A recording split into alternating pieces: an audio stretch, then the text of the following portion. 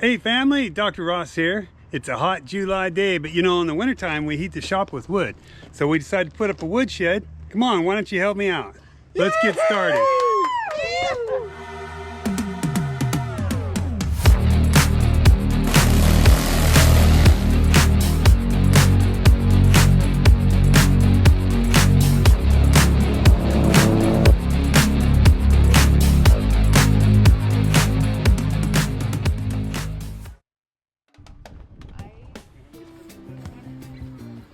I've been wanting to try pole barn style building. I thought it might be an easier way to go, and I rightly assumed that it would be more cost effective. Well, we decided the first thing you need for a pole barn style build is holes in holes. So we got the whole family together, both the grandsons, and we're all digging holes.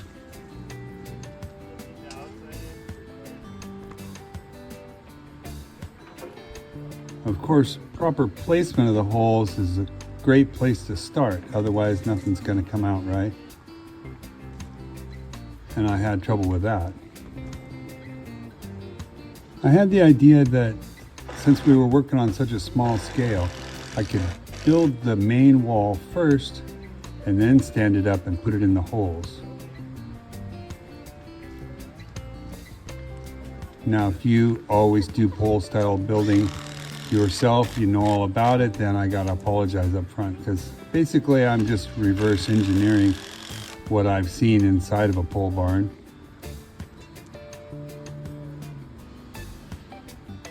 Also, having this wall pre-built helps me figure out exactly where the holes go.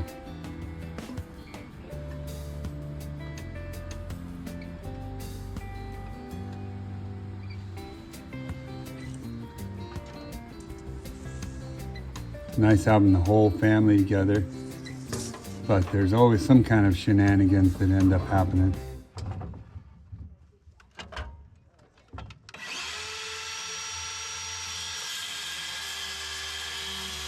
We're doing the old-fashioned way today. When Dr. Ross opens up, he goes, "Dr. Ross here," and he's got his finger, and like it's just the thing. Yeah, I always do the finger there. I love it. And we're gonna put up. I liked Colton's better. So we decided to put up a woodshed. I think we should have Gray. Let's have Gray's version. Are we going? Yeah.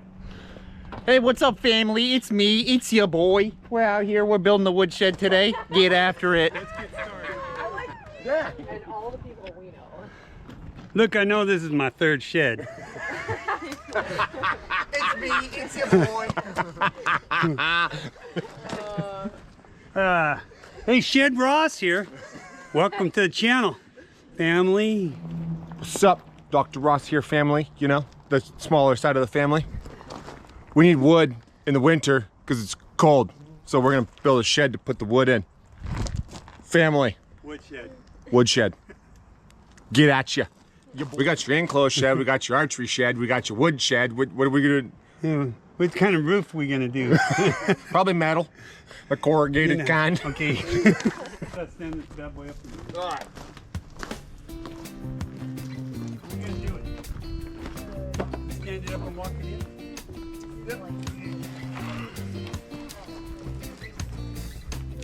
Yours is taller. Well, he gets close to the rock.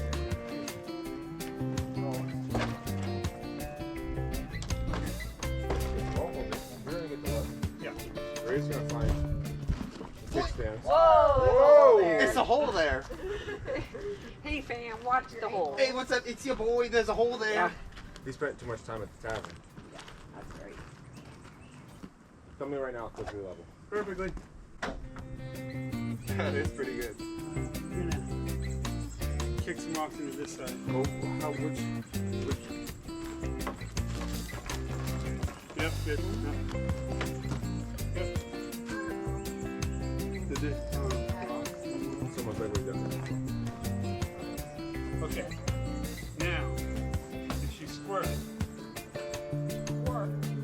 the top, why we all hold the bottom. Push straight. Yep. A little more. Yep, pull some. Oh, that's mud. Perfect. Right there. So you got your screw gun? I just pointless. You were helping. Yeah, that's what I was saying. I got it.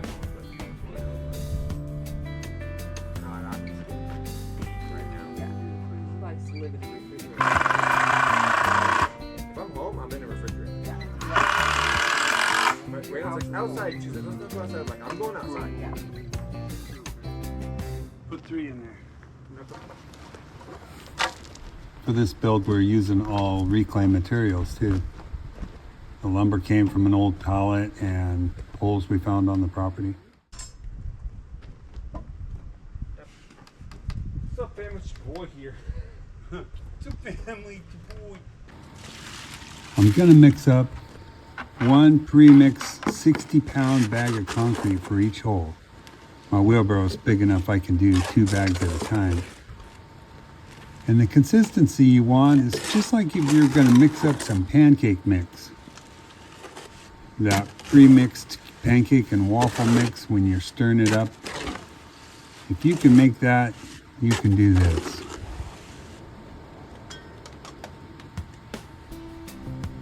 Just gonna spoon it into the holes around the holes.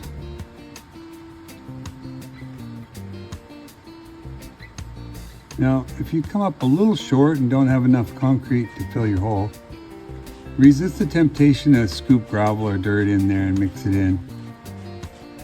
It just will weaken the strength of the concrete mixture. Better to just fill the hole and let it come out a little below the surface.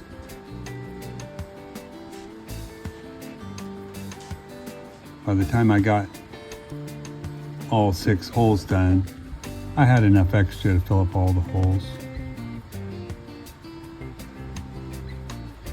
This whole process took me about 1 hour.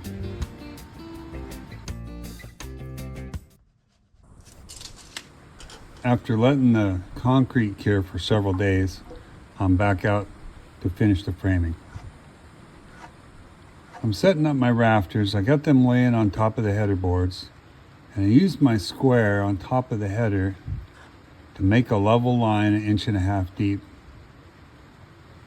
on the rafter, and then I used my square on the back of the header to mark where that'll be, and then I know where to cut out my bird's beak. Once I've cut my first rafter, that's going to be my template.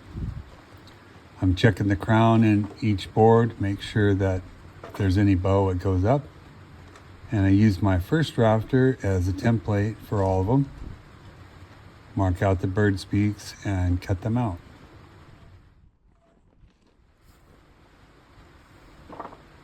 These battery operated saws are so handy. When you have property like ours, often we're working far from electricity. But the surprise is, since I've got them, I've almost never touched my corded saws. They're extremely handy.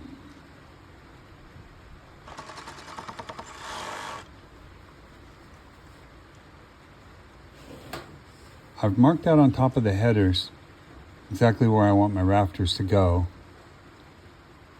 Putting a couple screws through into the bird's beak and some toenails.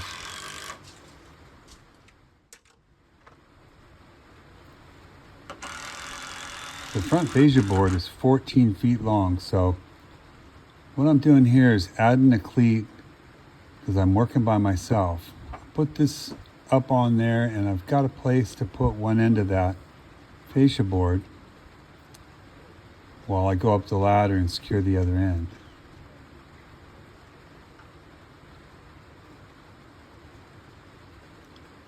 I've already measured and marked out on the fascia board where each rafter will be screwed to it.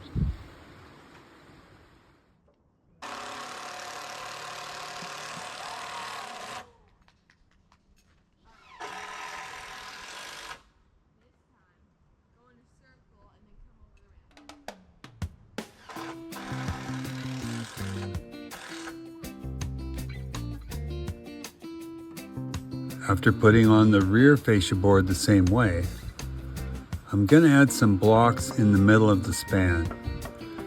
The rafters are a little over 7 feet long, and That was just a really long run.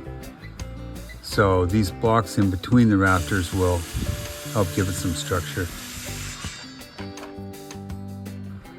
Since I'm using reclaimed lumber, I'm having to be careful to individually measure and cut each one. They should all be approximately the same size, but kind of unpredictable with used lumber.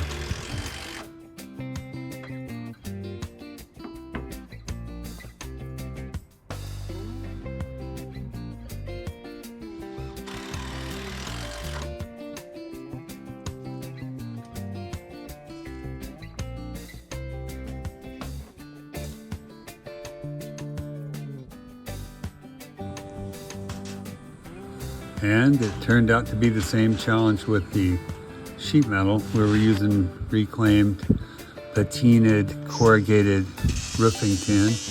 And while I could easily cut several pieces at once, I'm having to do it individually so I can pick out the best parts of each panel.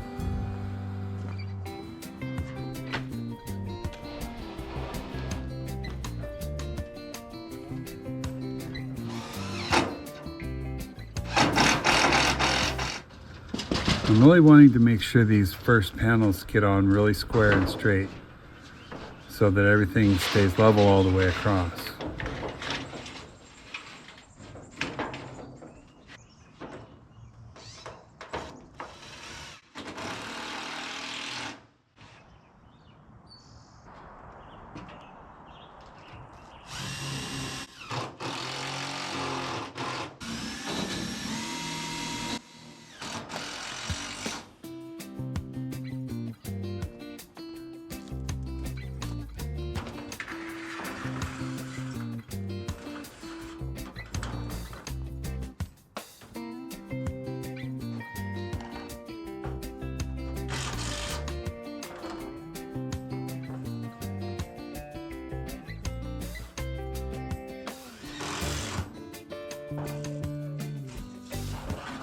Yes, I'm happy with the way that came out.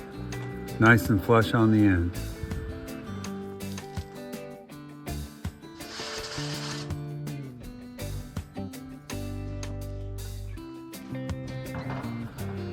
Now I'm just going to start along the back in the same exact way.